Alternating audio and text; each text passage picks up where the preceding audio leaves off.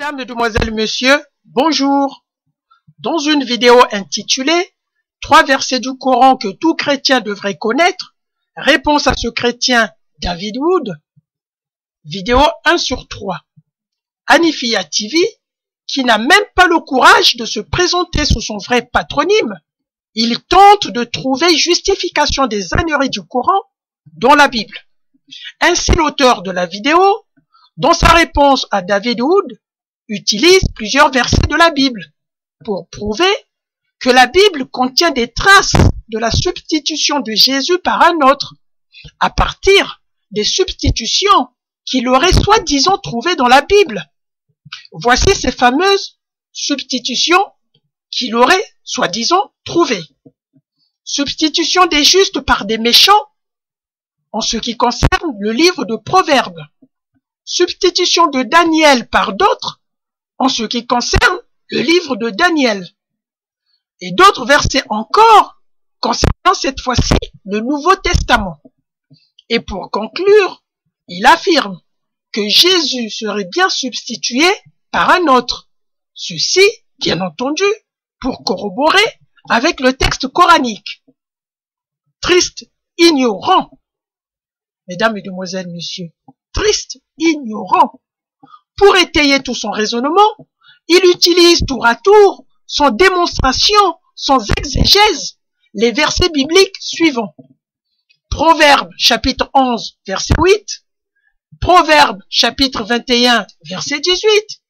Daniel chapitre 6, verset 22 à 24. Jean chapitre 16, verset 32. Matthieu chapitre 27, verset 46. Luc chapitre 22, verset 42 à 43. Marc chapitre 16, verset 12.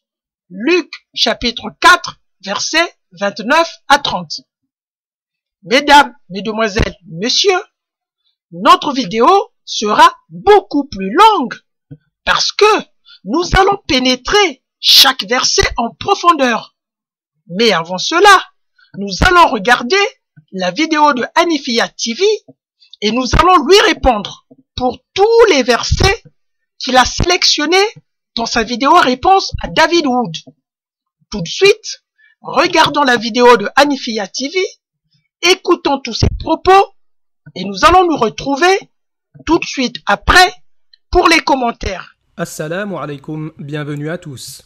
Un chrétien, insolent et insultant, incohérent et incompétent, a sélectionné 3 versets du Coran que tout chrétien devrait connaître selon lui. Voici le premier verset qu'il a sélectionné.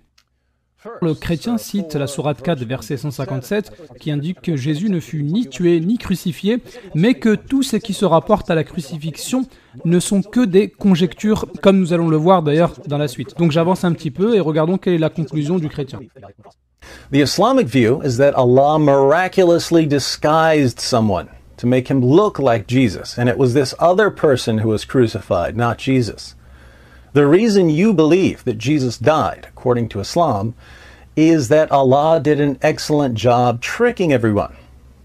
It's interesting to ponder the theological depths false prophets will go to in order to deny what Jesus did for us. Le chrétien David Wood trouve étonnant qu'Allah remplace Jésus par quelqu'un d'autre sur la croix. Étonnant pour David, oui, mais pour la Bible, non. Prenons un exemple, le livre des Proverbes de Salomon, qui valide la substitution des bons par les mauvais. On lit au livre des Proverbes, chapitre 11, verset 8, « Le juste est délivré de la détresse et le méchant prend sa place ». De même au chapitre 21, verset 18, « Le méchant sert de rançon pour le juste ». Notez que ces proverbes sont du roi Salomon, celui dont Dieu l'a honoré en lui donnant une sagesse inégalée par aucun sage, ni avant lui, ni après lui. 1 Roi, chapitre 3, verset 12. Prenons maintenant un cas concret, la substitution d'un juste par un méchant. Daniel, qui devait être mangé par les lions, finalement ce sont ses ennemis qui l'ont été à sa place. Daniel chapitre 6, versets 22 à 24. On lit justement au verset 24, « Le roi ordonna que ces hommes qui avaient accusé Daniel fussent amenés et jetés dans la fosse aux lions. » Pourquoi Daniel a été sauvé ? Parce qu'il a été innocent devant Dieu. Pourquoi Daniel a été sauvé ? Parce qu'il a eu confiance en Dieu. Comment Daniel a été sauvé ? Dieu lui a envoyé un ange. Mesdames, Mesdemoiselles, Messieurs, Hanifiyya TV dénonce David Wood. d'être étonné que le Coran substitue Jésus par un autre, et il soutient que la substitution de Jésus par un autre n'est pas étonnant pour la Bible. Franchement, on a affaire à des vrais ignares. En effet, pour soutenir sa thèse, il se réfère au verset du Proverbe chapitre 11 verset 8 et au verset du Proverbe chapitre 21 verset 18. Voici la preuve qu'il est un gros ignorant. En effet, il continue en disant ceci: le livre de Proverbes de Salomon est un livre de substitution des justes aux méchants. Les Proverbes de Salomon qui valident la substitution des bons par les mauvais. Mesdames, Mesdemoiselles, Messieurs, nous allons maintenant faire comprendre à Hanifiyat TV ce que c'est le livre de Proverbes tel qu'il est défini dans son préambule au chapitre 1. En effet, dans son verset 2 du chapitre 1, le roi Salomon, roi d'Israël, rappelle que ces proverbes sont destinés à connaître la sagesse et l'instruction et discerner les paroles d'intelligence. Et dans son verset 3, toujours du chapitre 1, le roi Salomon souligne que ces proverbes sont destinés à recevoir instruction dans la sagesse, la justice, le juste jugement et la droiture. Donc le préambule est clair. Il s'agit de donner des instructions dans la sagesse, destinées pour la justice, le juste jugement et la droiture. À aucun moment, le préambule du proverbe souligne ou montre qu'il est un livre de substitution des justes par des méchants. Les versets retenus par Hanifiyat TV montrent-ils que la justice biblique est la substitution des justes par des méchants? Ceci est le premier mensonge que le texte biblique va prouver. Retenons tous les versets qu'il a utilisés. Nous les rappelons.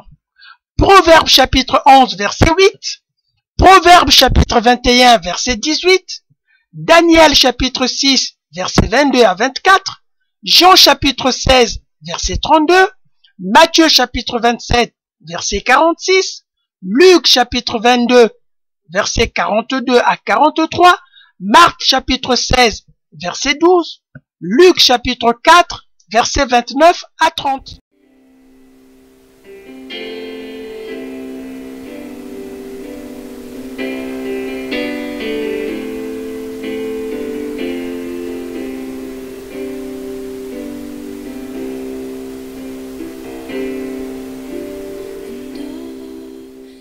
Mesdames, Mesdemoiselles, Messieurs, examinons le Proverbe chapitre 11 verset 8.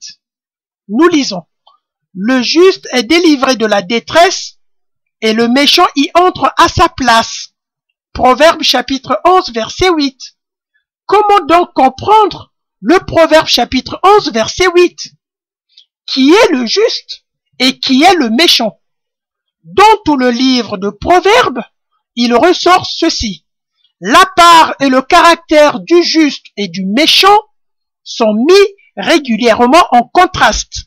Eh bien, c'est parce que, effectivement, le livre des Proverbes s'adresse aux croyants dans leur vie journalière sur terre d'être des justes à côté des incrédules de ce monde, afin de bénéficier de la justice de Dieu. Leur fidélité est appelée à faire ressortir leur iniquité et inversement. Ils sont droits et intègres au milieu de pervers et d'impies.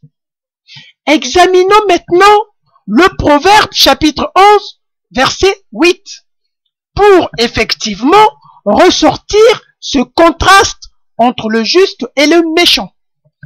Pour bien comprendre ce verset de Proverbe chapitre 11 verset 8, examinons-le à l'image du verset de Proverbe chapitre 11 verset 6, qui sont en réalité deux proverbes qui disent la même chose et qui sont dans le même contexte. Le Proverbe chapitre 11 verset 6 dit ceci: la justice des hommes droits les délivre, mais les perfides sont pris dans leur avidité. Lorsque nous faisons le synoptique de ces deux versets, Proverbe chapitre 11 verset 6 et Proverbe chapitre 11 verset 8 que nous examinons, nous comprenons ce que veut dire le juste et ce que veut dire le méchant. Le juste est l'homme droit qui vit de la droiture de la parole de Dieu, et le méchant est le perfide qui vit dans l'incrédulité, loin de la droiture de la parole de Dieu. Maintenant que nous avons donné la définition du juste et du méchant au regard du livre des Proverbes, nous allons maintenant donner l'explication du Proverbe chapitre 11 verset 8 que nous examinons actuellement. Le juste est délivré de la détresse, signifie qu'il est délivré de la mort, des pièges et des dangers. Et le méchant y entre à sa place, signifie au contraire que le perfide n'est pas délivré de la mort, des pièges et des dangers. Il ne s'agit nullement d'une substitution du juste par le méchant. L'expression le méchant prend la place du juste. Lui qui est sorti de sa place de la détresse signifie simplement que le méchant ne s'en sort pas de sa place de sa détresse. À aucun moment, il est question que le juste est délivré de la détresse par substitution du méchant. Au contraire, le juste est délivré de sa détresse sans être substitué. Pourquoi? Lorsque nous remontons plus haut, nous lisons ceci. Car la justice guide le fidèle, au verset 3, le préserve de la mort, au verset 4, rend droit son chemin, au verset 5. C'est ainsi que le juste est délivré de la détresse, de la mort, des pièges et des dangers. Vous voyez, mesdames, mesdemoiselles, messieurs, le texte biblique nous révèle le pourquoi le juste sort de sa détresse.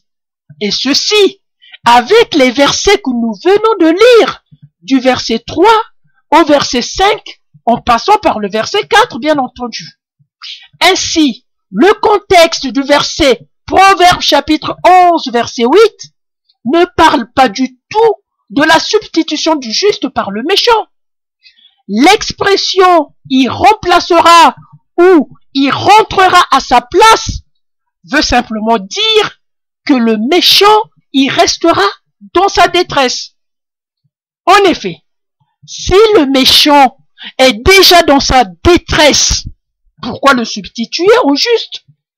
S'il n'était pas dans la détresse, on peut s'imaginer qu'il peut être substitué. Or, il ne faut pas comprendre l'expression « il remplacera » par la substitution, car le texte biblique explique que le juste sort de sa détresse parce qu'il remplit systématiquement les critères du verset 3 jusqu'au verset 5. Le Proverbe chapitre 11 verset 8 est utilisé malheureusement par ignorance, par Anifia TV, qui tente de faire correspondre ce verset au Coran qui parle de la substitution de Jésus sur la croix. Mesdames, mesdemoiselles, messieurs, vous avez bien retenu dans sa vidéo. Anifia TV utilise un autre verset. C'est le verset Proverbe chapitre 21, verset 18. Et il affirme qu'il s'agit encore d'une autre substitution révélée par la Bible.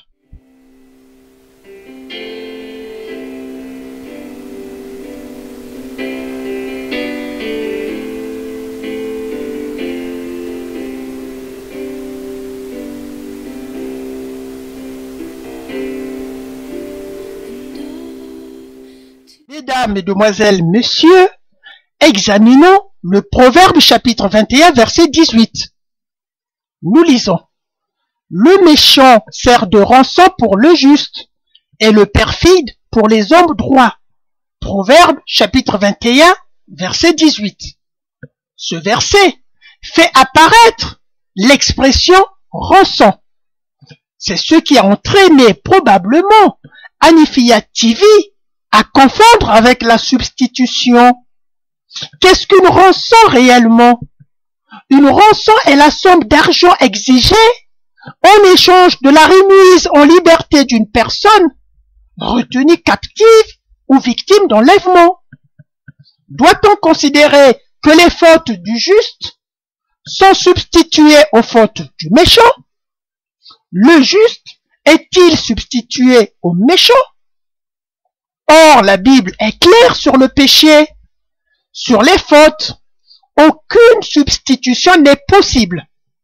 Lisons pour cela Ézéchiel chapitre 18, verset 20. Nous lisons: celui qui pêche, c'est celui qui mourra. Le Fils ne supportera pas les conséquences de la faute commise par son Père, et le Père ne supportera pas les conséquences de la faute commise par son Fils. Ce verset, du moins ce passage, montre clairement que chacun subit le châtiment de ses péchés. Par conséquent, le juste ne peut être substitué au méchant. Cependant, il y a un verset mal compris par des musulmans qui a poussé les musulmans à croire que la Bible enseigne le châtiment intergénérationnel des péchés. En Exode chapitre 20 verset 5, qui dit en référence aux idoles ceci: tu ne te prosterneras pas devant elles et tu ne les serviras pas, car moi l'Éternel ton Dieu, je suis un Dieu jaloux. Je punis la faute des pères sur les enfants jusqu'à la 3e et la 4e génération de ceux qui me détestent. Ce passage ne parle pas du châtiment du péché, mais de ses possibles conséquences. Maintenant que nous avons la preuve que la Bible ne substitue pas une personne par une autre personne, au regard du verset de Ézéchiel chapitre 18 verset 20, le moment est arrivé de comprendre le verset de Proverbes chapitre 21 verset 18, retenu par Hanifiya TV comme étant sa preuve biblique de substitution. Ce verset de Proverbes chapitre 21 verset 18 aborde dans le même sens la notion du jugement de Dieu sur le juste et sur le méchant que le verset Proverbes chapitre 11 verset 8 que nous venons d'examiner. Avant d'aborder le verset de Proverbes chapitre 21 verset 18, remontons plus haut, tout en restant dans le même chapitre pour ne pas changer le contexte. Remontons plus haut, et ceci au verset 12, pour lire ce que nous enseigne la Bible du juste et du méchant. Lisons. Le juste considère la maison du méchant, l'Éternel précipite les méchants dans le malheur. Proverbe chapitre 21 verset 12. Le Proverbe chapitre 21 verset 12, qui est dans le même contexte que le verset de Proverbe chapitre 21 verset 18, nous enseigne que l'Éternel précipite les méchants dans le malheur. Il ne s'agit pas de la substitution. Et cette précipitation vers le malheur n'est pas liée à la substitution, mais à la condition du méchant qui l'entraîne dans cet état, dans ce bas monde. Ainsi, dans le verset de Proverbes chapitre 21, verset 18, il s'agit toujours d'un jugement actuel pendant que nous sommes vivants dans ce monde, pendant que nous sommes encore sur cette terre. En fait, le proverbe demande aux croyants de se comporter dans la parole de Dieu, parole qui le rend juste sur terre et juste devant Dieu. Le jugement de Dieu sur terre restera sa justice. La justice de Dieu se manifeste ici-bas envers les mécréants, en épargnant les justes. Nous l'avons démontré avec le Proverbe chapitre 11 verset 8. Nous venons encore de le démontrer avec le Proverbe chapitre 21 verset 18 que nous examinons actuellement. Restons toujours dans le verset de Proverbes chapitre 21 verset 18 pour ne pas être hors sujet. Constatons que le verset nous enseigne 3 choses se tiennent ici sur terre. 1. La délivrance des justes. 2. Le jugement des méchants. 3. La rançon des méchants. En fait, c'est comme si la vie des méchants sur terre était une rançon par laquelle la rançon des justes est mise à l'abri par le jugement de Dieu. Ici également, mesdames, mesdemoiselles, messieurs, il ne s'agit pas de substitution. Le juste récolte sa délivrance et le méchant récolte son jugement. Hanifiyya TV brille encore de l'ignorance. Ce n'est pas tout. L'auteur Hanifiyya TV utilise l'histoire de Daniel enregistrée au verset Daniel chapitre 6, versets 22 à 24 pour affirmer que Dieu lui-même a fait de substitution dans la Bible.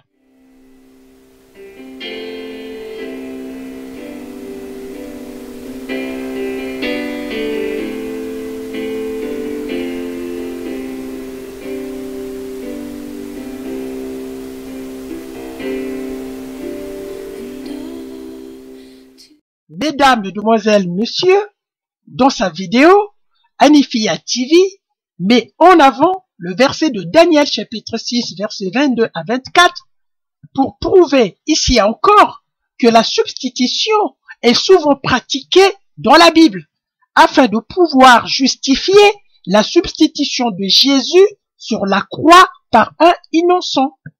L'auteur de la vidéo pose les points suivants. Pourquoi Daniel a été sauvé? Parce qu'il a été innocent devant Dieu. Pourquoi Daniel a été sauvé? Parce qu'il a eu confiance en Dieu. Comment Daniel a été sauvé? Dieu lui a envoyé un ange. Mais qu'en est-il de Jésus? N'était-il pas plus juste et plus innocent que Daniel? Avant de répondre aux énormités d'Hanifiyya TV, lisons tout le passage de Daniel chapitre 6, versets 22 à 24. Nous lisons. Mon Dieu a envoyé son ange et fermé la gueule des lions qui ne m'ont fait aucun mal, parce que j'ai été trouvé innocent devant lui, et devant toi non plus. Ô roi, je n'ai rien fait de mauvais. Alors le roi fut très joyeux, et il ordonna qu'on fît sortir Daniel de la fosse. Daniel fut retiré de la fosse, et on ne trouva sur lui aucune blessure, parce qu'il avait eu confiance en son Dieu. Le roi ordonna que ces hommes qui avaient accusé Daniel fussent amenés et jeté dans la fosse aux lions.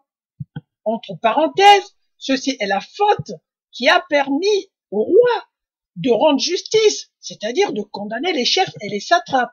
Nous y reviendrons dans nos commentaires. Eux, leurs enfants et leurs femmes. Et avant qu'ils fussent parvenus au fond de la fosse, les lions les saisirent et brisèrent tous leurs os. Daniel chapitre 6, versets 22 à 24. La question qui se pose ici dans ce passage, s'agit-il réellement d'une substitution de Daniel par d'autres? Or, cette histoire commence depuis le verset 1, où le roi Darius établit pour son royaume 120 satrapes et mit à leur tête 3 chefs, dont le prophète Daniel. Voir Daniel chapitre 6, verset 2.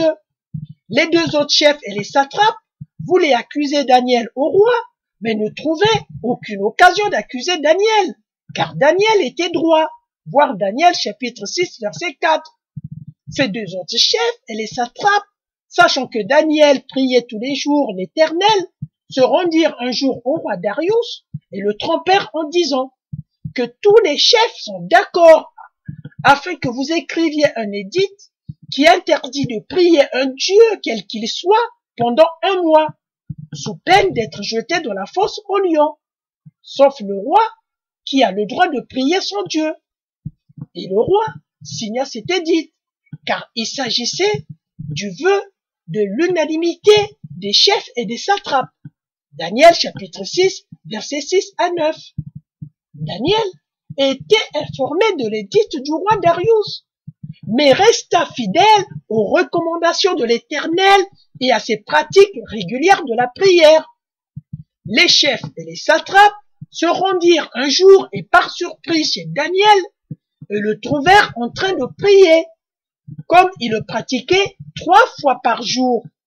Ainsi, ils le trouvèrent en flagrant délit du non-respect de l'édit du roi, puis ils le signalèrent au roi Darius et imposa au roi que l'édit soit appliqué à Daniel qui a désobéi. Daniel chapitre 6 versets 11 à 13. Daniel fut jeté dans la fosse aux lions en application de l'édit. Mais le lendemain, le roi Darius appela Daniel et constata qu'il est toujours vivant. Et Daniel répliqua qu'il a été délivré par l'ange de Dieu qui empêcha de se faire attaquer par des lions. Daniel chapitre 6 versets 16 à 23. Le roi Darius comprit qu'il a été manipulé par les chefs et les satrapes pour que Daniel soit accusé et ordonna de sortir Daniel et de jeter les chefs et les satrapes, leurs enfants et leurs femmes dans la fosse aux lions qui, eux, étaient dévorés. Daniel chapitre 6 verset 24. Premièrement, le roi Darius n'est pas un Israélite, ni un fidèle au Dieu d'Abraham. Darius est un roi païen. Deuxièmement, les chefs et les satrapes sont condamnés selon la loi du roi païen Darius pour avoir manipulé l'édit qui les a permis de trouver une accusation contre Daniel. Troisièmement, celui qui assure la condamnation des chefs et des satrapes n'est pas l'Éternel, mais le roi Darius. Mesdames, Mesdemoiselles, Messieurs, certes, cet épisode est enregistré dans la Bible, mais la question, ce jugement contre les chefs et les satrapes, est-il un jugement de Dieu? Non. Est-il un jugement des Israélites? Non. C'est le roi qui a eu peur du Dieu de Daniel et a rendu la justice pour faire payer aux chefs et aux satrapes leur manipulation.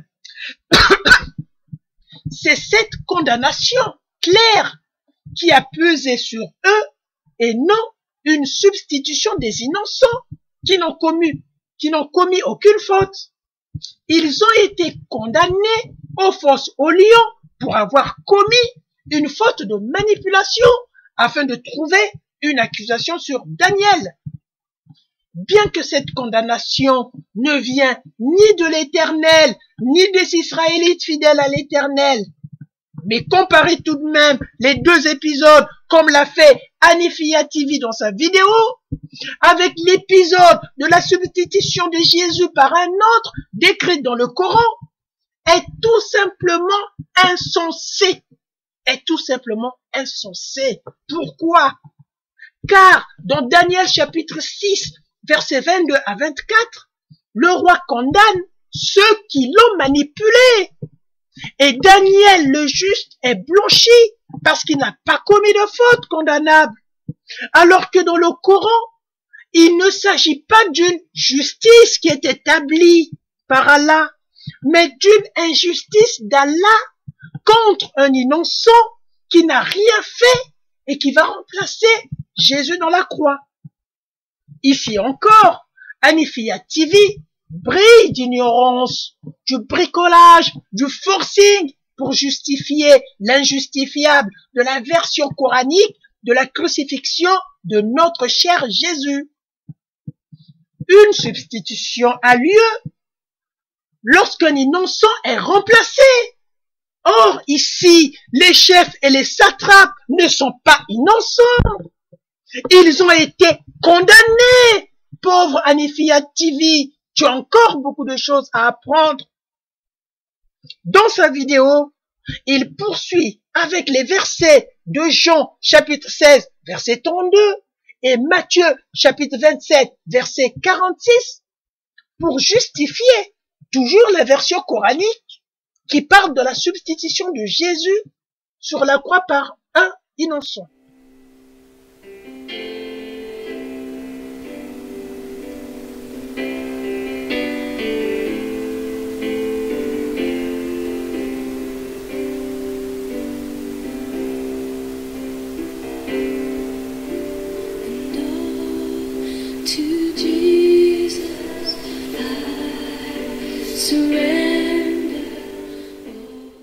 Mesdames, Mesdemoiselles, Messieurs, on rappelle qu'Anifia TV a utilisé d'autres versets, cette fois-ci du Nouveau Testament, notamment Jean chapitre 16, verset 32 et Matthieu chapitre 27, verset 46. Lisons chaque verset. Voici l'heure vient, et elle est déjà venue, où vous serez dispersés chacun de son côté, et vous me laisserez seul. Mais je ne suis pas seul, car le Père est avec moi. Jean chapitre 16, verset 32. Lisons le deuxième. Et vers la 9e heure, Jésus s'écria d'une voix forte, Élie, Élie, lama sabachthani, c'est-à-dire, mon Dieu, pourquoi m'as-tu abandonné? Matthieu chapitre 27, verset 46. Mais ce qui est étonnant, c'est de raconter des idioties sans se rendre compte qu'il s'agit des idioties. En effet, Anifia TV affirme ceci. Pourtant, on lit Jean chapitre 16, verset 32, « Voici l'heure vient et elle est déjà venue où vous serez dispersés, chacun de son côté, et où vous me laisserez seul, mais je ne suis pas seul car le Père est avec moi. » Et pourtant, la Bible ferait dire à Jésus sur la croix, « Mon Dieu, pourquoi m'as-tu abandonné ?» Donc finalement, Jean 16, 32, Jésus a confiance en Dieu, « Je ne suis pas seul car le Père est avec moi. » Par contre, Matthieu 27, 46, Jésus n'a plus confiance en Dieu. « Mon Dieu, pourquoi m'as-tu abandonné ?»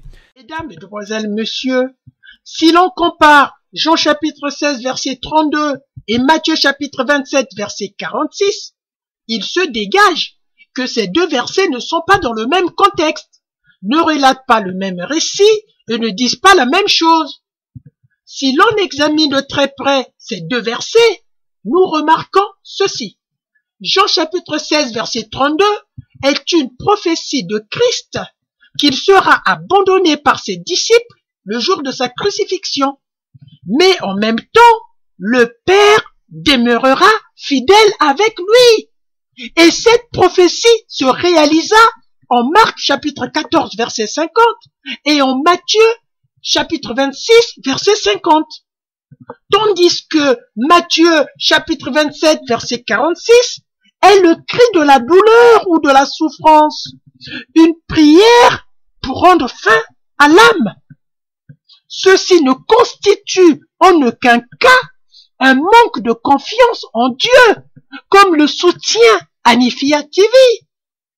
En somme, Anifia TV, dans sa vidéo réponse à David Wood, se trompe encore.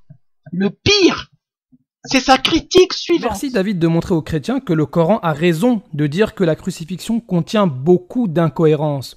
Or, les versets de Jean chapitre 16 verset 32 et de Matthieu chapitre 27 verset 46 ne montrent aucune trace de substitution d'une personne à une autre et ne montrent aucune incohérence, comme le soutient Anifia TV. Où est-il allé ramasser ces ramassis? En effet, et au contraire, il y a convergence dans la continuité entre Jésus qui annonce qu'il sera abandonné et le Père qui lui restera fidèle en Jean chapitre 16 verset 32 et en Matthieu chapitre 27 verset 46, Jésus qui pousse un cri destiné au Père en disant « Mon Dieu, pourquoi m'as-tu abandonné ?» Car il sait que le Père lui reste fidèle. Il y a bien convergence dans la continuité.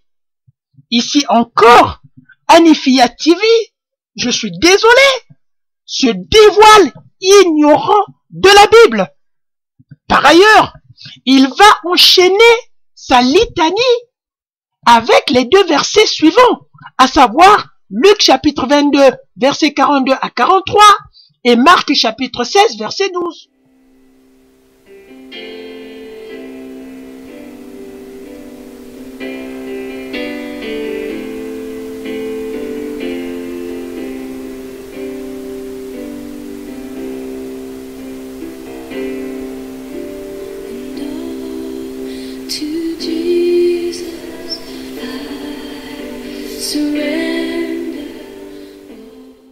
Mesdames, Mesdemoiselles, Messieurs, vous avez également constaté l'utilisation des versets suivants, Luc chapitre 22, versets 42 à 43 et Marc chapitre 16, verset 12 par Anifia TV dans sa vidéo réponse à David Wood.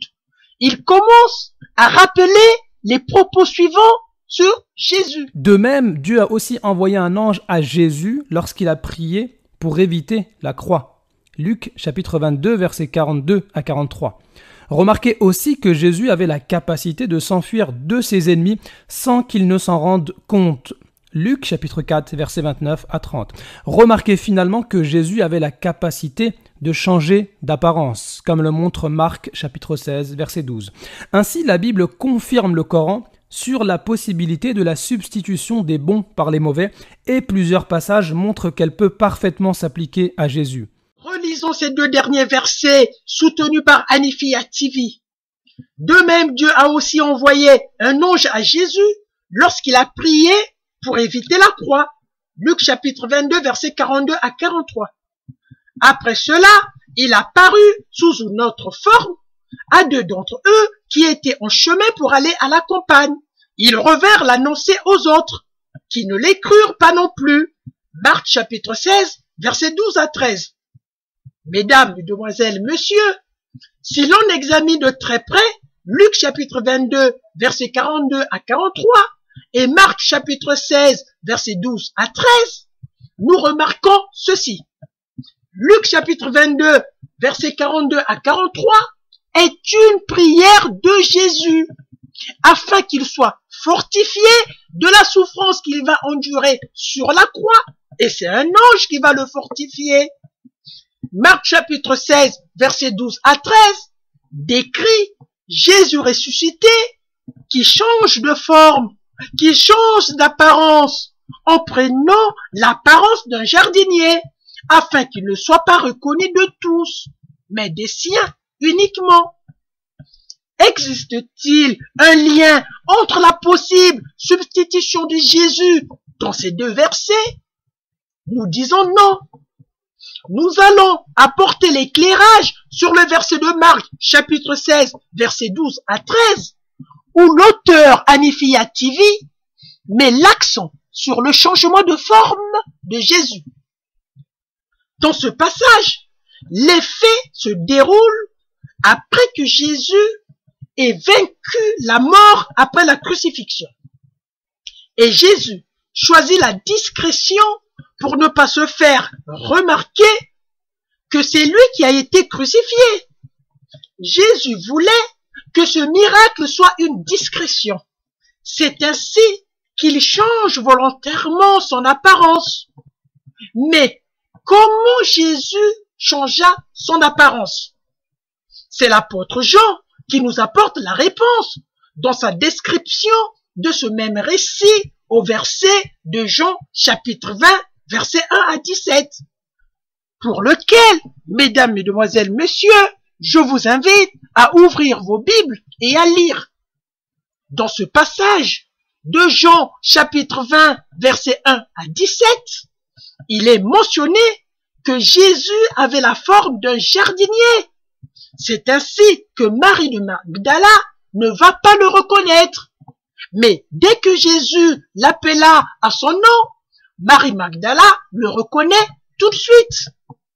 Donc, le changement de l'apparence de Jésus que décrit la Bible est un changement de look qui s'apparenterait à celui des jardiniers de l'époque, afin qu'il ne soit reconnu que par ses siens.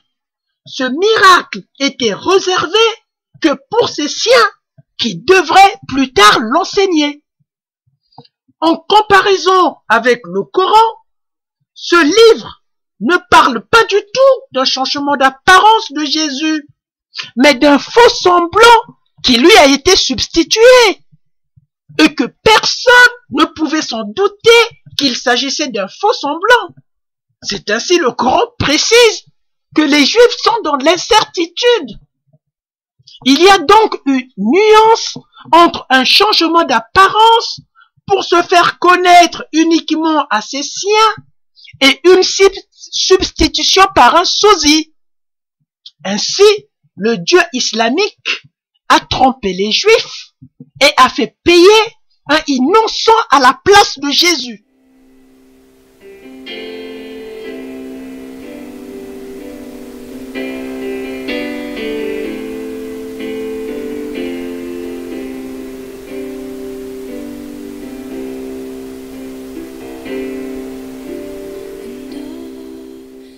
Enfin, comme vous pouvez le constater dans sa conclusion, il rappelle très idiotement que tous les versets bibliques qu'il a cités notent la possible substitution de Jésus par un autre, sous-entendu un innocent qui paye à la place de Jésus. Et il a mentionné un verset de plus dans sa conclusion, qui est celui-ci. Nous lisons. « Et s'étant levés, ils le chassèrent de la ville et le menèrent jusqu'au sommet de la montagne sur laquelle leur ville était bâtie afin de le précipiter en bas. Mais Jésus, passant au milieu d'eux, s'en alla. » Luc chapitre 4, versets 29 à 30. Hanifiyat TV affirme avec éloquence, comme s'il comprenait la Bible, comme s'il avait raison, triste réalité, que Jésus avait la possibilité de s'enfuir sans que les gens ne s'en rendent compte au regard du passage de Luc chapitre 4, versets 29 à 30. Comme vous pouvez le constater, ce verset dit uniquement certains de ceux qui l'ont entendu dans la synagogue le chassèrent jusqu'au sommet de la montagne pour le jeter. Mais arrivé au sommet de la montagne, Jésus passa au milieu d'eux et s'en alla devant eux. Où trouve-t-il l'idée que Jésus, à ce moment-là, pouvait s'enfuir de ses ennemis ou s'était plutôt enfoui de ses ennemis sans qu'ils s'en rendent compte?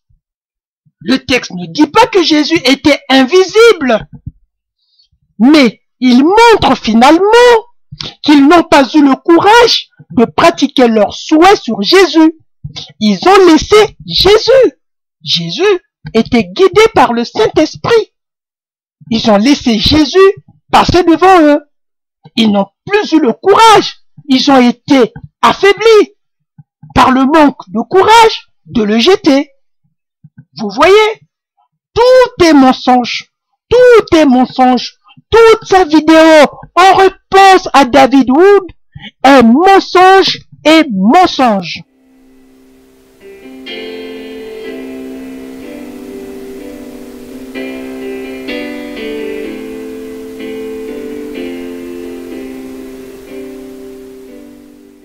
Mesdames, Mesdemoiselles, Messieurs, nous sommes arrivés à la fin de notre vidéo.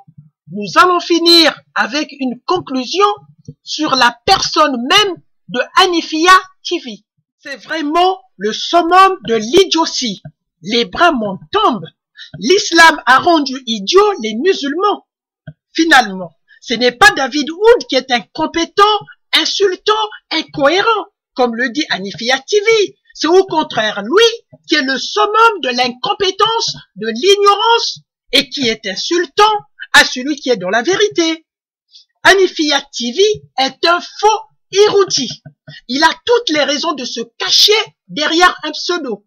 Sa vidéo montre que du bricolage et du bricolage, un travail dépourvu du sérieux, des exégèses non faites sur des versets utilisés, et ces versets pris isolément et sortis de leur contexte pour essayer de masquer la vérité que le Coran est un livre faussaire et Mohammed un faux prophète.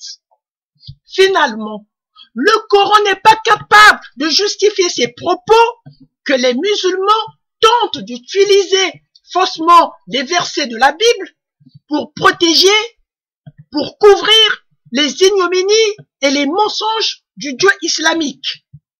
Si Hanifiyat TV n'est pas un ignorant, je lui lance un défi. Le minimum, qu'il ait le courage de me répondre. Il a répondu à David Wood, je le déclare haut et fort, de façon idiote. C'est pourquoi je l'ai répondu dans cette vidéo, mais avec moi, qu'il ne me réponde pas de façon idiote. Sinon, je n'hésiterai pas à enlever sa culotte et montrer son ignorance.